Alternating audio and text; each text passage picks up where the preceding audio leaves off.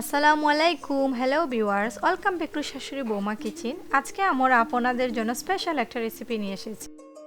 কিভাবে মাসালা ফিশ তৈরি করতে হয় সেটা আজকে আপনাদেরকে আমরা দেখাবো। এখানে আমি মাসালা ফিশ তৈরি করার জন্য 60টি তেলাপিয়া মাছ নিয়েছি। আপনারা যে কোনো ধরনের মাছ নিতে পারেন। প্রথমে আমি মাছগুলোর কাঁটা ফেলে দিচ্ছি।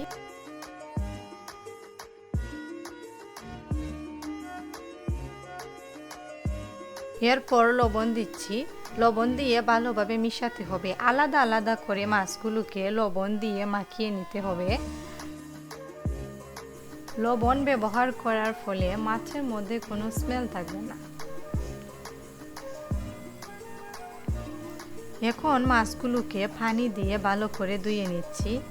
তারপরে 10 মিনিট জালির মধ্যে রেখে দিচ্ছি যাতে পানি ঝরে যায়। এরপর কিচেন টিস্যু দিয়ে ভালোভাবে পানি তুলে নিচ্ছি। আপনারা চাইলে কিচেন টাওয়ালও ব্যবহার করতে পারেন। দেখুন ভালোভাবে পানি শুকিয়ে গেছে। এরপর একটি মাছকে ছুরি দিয়ে 2 সেন্টিমিটার স্লাইড করে নিচ্ছি। মাছের 2 পিসে স্লাইড করে নিতে হবে যাতে সব মশলা ভালোভাবে মাছের ভিতরে মিশে যায় এবং তেলে ভাজার সময় ফুটে উঠবে না, খুব মচমচে হবে। এরপর আমি মাছের মধ্যে হলুদের গুঁড়া 1 চামচ, ধনিয়ার গুঁড়া 1 চামচ, জিরার গুঁড়া আধা চামচ, মরিচের গুঁড়া 1 চামচ এবং মিক্স পাউডার 1 চামচ দিয়ে মিক্স করে নিচ্ছি। এখন আমি হাত দিয়ে ভালো করে মশলা আর মাছ মাখিয়ে নিচ্ছি যাতে ভালোভাবে মশলা মাছের গায়ে লেগে যায়।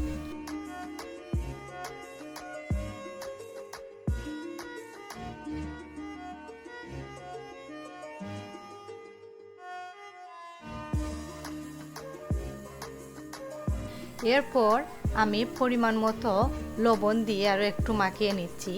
আপনারা সাধ্যমতো লবণ দিয়ে মাখিয়ে নিতে হবে। এরপর 10 মিনিট রাখতে হবে যাতে সব মশলা ভালোভাবে মাছের সাথে মিশে যায়।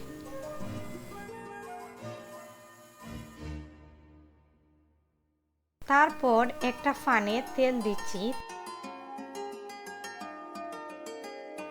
তেল গরম হওয়ার পর মাছগুলো দিচ্ছি। চুলার আঁচটি হাই মিডিয়ামে দিয়ে তেল গরম করে নিয়েছি। এখন মাছ দেওয়ার পর মিডিয়ামে চুলার আঁচটি রেখেছি। 5 মিনিট রাখতে হবে চুলার আঁচ একবারে লো করে। মাছগুলো দেওয়ার পর তেল তেমন ফুটে উঠছে না।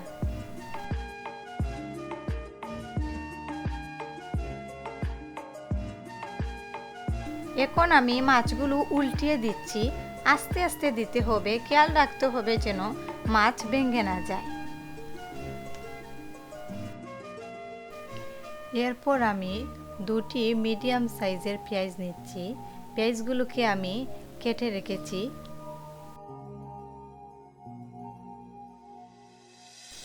পেঁয়াজগুলোকে পানের মধ্যে ভেজে নিতে হবে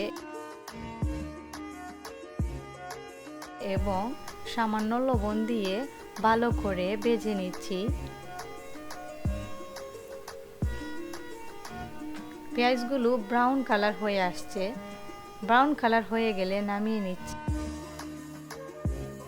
এখন আমি ডেকোরেশনের জন্য মাছের ওপরে পেঁয়াজ ভাজা দিচ্ছি। অনেক সুন্দর লাগছে। আপনারা মেহমানদের আপ্যায়নে এগুলো পরিবেশন করতে পারবেন। আজকে আমাদের ভিডিও এখানেই শেষ করছি। যদি আপনাদের রেসিপিটি ভালো লেগে থাকে অবশ্যই কমেন্ট করে জানাবেন।